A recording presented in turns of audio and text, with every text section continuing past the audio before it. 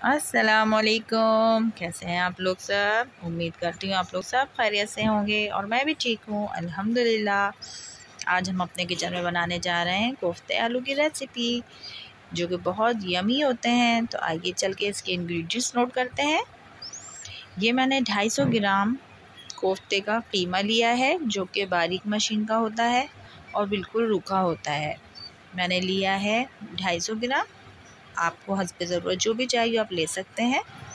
इसके अलावा मैंने ली है 1 अदद छोटी प्याज और 1 हैंडफुल हरा धनिया, मतलब मुट्ठी भर हरा धनिया और थोड़ा सा पुदीना, और 2-4 मैंने हरी वाली मोटी वाली मिर्च ली है। इसके अलावा मैंने ड्राई मसालों में लिया है 1 टीस्पून साबुत धनिया, जो कि मैंने कूट लिया है। हाफ़ टी स्पून मैंने पिसी मिर्च ली है, हाफ़ टी स्पून हल्दी ली है, 1 टीस्पून मैंने कुटी मिर्च ली है, 1 टीस्पून ज़ीरा लिया है और नमक भी मैंने 1 टीस्पून लिया है। 1 टीस्पून, अगर आपको ज़्यादा पसंद है आप ज़्यादा हल्का कर सकते हैं, लेकिन ये जो मैंने आपको मसाले मेंशन किए हैं ये मैंने कोफ्ते के कीमे के लिए किए हैं। मैंने अभी आपको ग्रेवी का मसाला नहीं बताया है, ये कोफ्तों का मसाला बता रही हूँ मैं आपको। इसके अलावा मैंने लिया है यहाँ 3 टेबल स्पून बेसन। जी हाँ, बेसन डालूँगी मैं, चने यूज़ नहीं कर रही हूँ। और बेसन को मैंने फ्राई पैन में ड्राई रोस्ट कर लिया है। इसके अलावा मैं यहाँ पे ये जो आपको कीमा और ये हरा मसाला दिखा रही हूँ, ये मैं आपको कोफ्तों का बता रही हूँ मैं, ठीक है। अभी मैं आपको ग्रेवी का मसाला भी मेंशन करूँगी। अच्छा, चॉपर में कीमा और हरा मसाला, जो प्याज धनिया पुदीना और हरी मिर्चें हैं, ये हमें मिक्स कर लेना है। अगर चॉपर में नहीं आपको सिल पे करना तो आप सिल पे कर सकते हैं। ये देखें, मैंने चॉपर में कीमा और हरा मसाला डाल के चॉप कर लिया है। अब बाकी की चीज़ें मैं अब आपके सामने इसमें मिक्स करूँगी। ये देखिए मैंने पीस लिया है इसको चॉपर में, और ये देख लें कितना मुलायम हो गया है, बिल्कुल सॉफ्ट हो गया हमारा कीमा। अब इस पॉइंट पे हमें इसमें दही शामिल करना है। उसके अलावा हमें अदरक लहसुन का पेस्ट शामिल करना है। साथ ही हमने जो आपको ड्राई मसाले बताए थे वो हम 1 बाय 1 सब कुछ इसमें मिक्स कर देंगे, डाल देंगे और अच्छे तरीके से हम इसमें मिक्स कर लेंगे। इतना मिक्स कर लेंगे कहीं भी कुछ भी साबुत ना बचे। और जो हमने बेसन ड्राई रोस्ट किया था वो भी हम इसमें ऐड कर रहे हैं। 2 से 3 टेबल स्पून हम इसमें बेसन शामिल करेंगे और इसको मिक्स करके इसकी बॉल्स बना लेंगे। ये देखिए मैंने हर चीज़ इसमें मिक्स करके इसकी बॉल्स बना ली हैं। और ये देखिए आप, अभी ना ये फ्राई हुए हैं ना सालन में डले हैं, लेकिन इसकी स्मूथनेस देख लें आप, कितने ज़बरदस्त लग रहे हैं। चिकने चिकने हमारे कोफ्ते तैयार हो गए हैं। और एक पाव कीमे के आसानी से बना भी सकता है, जो नए सीखने वाले हैं उनके लिए भी बहुत आसान है। 1 पाव कीमे के आप कोफ्ते बनाएंगे तो आराम से 8 से 10 कोफ्ते आपके रेडी हो जाएंगे। अब हम आ जाते हैं इसकी ग्रेवी की तरफ। उसके लिए ये मसाले हैं। ये देखिए कुटी मिर्च मैंने ली है 1 टीस्पून, पिसी मिर्च मैंने ली है 1 टीस्पून, 1 टीस्पून हल्दी है और 2 टेबल स्पून धनिया पाउडर है। इसके अलावा हमने एक बड़े साइज़ की प्याज ली है, उसको बारीक स्लाइसेस कर लिया है। उसके बाद हमने अपना तेल गरम किया, उसमें थोड़ा सा ज़ीरा शामिल किया, प्याज डाल के फ्राई करेंगे और इसको अच्छे तरीके से निकाल के ब्राउन करके इसका चूरा बना के हम रख लेंगे। उसके बाद फिर हम जो बाकी का बचा हुआ ऑयल है उसमें हमने सबसे पहले अपने आलू शामिल किए हैं। आलू को अच्छे तरीके से फ्राई करेंगे और जो मैंने आपको ड्राई मसाले बताए हैं उसको मैं पानी में अच्छे सा पेस्ट बना लूँगी और वो मैं इसमें ऐड कर दूँगी।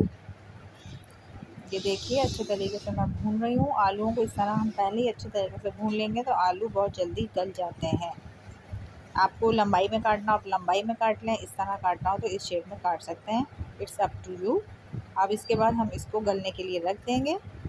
ये देखिए हमारे आलू 15 मिनट में जो है तैयार हो गए, गल चुके हैं अच्छे तरीके से। अब मैं इस पॉइंट पे जो मैंने ब्राउन की हुई प्याज थी जिसको मैंने फ्राई किया था, इसको चूरा करके रख लिया था, 1 कप दही में मिक्स करके उसका मिक्सचर बना लूँगी, पेस्ट बना लूँगी। और आलू के गल जाने के बाद ये देखिए मैं पेस्ट शामिल कर रही हूँ और इसको मज़ीद अच्छे तरीके से भून लूँगी। और भून लेने के बाद मैं इसको जब हमारा तेल अलग हो जाएगा मसाले से तो फिर इसको हम शोरबा देंगे, उसमें हरी मिर्ची ऐड करेंगे, कोफ्ते डालेंगे।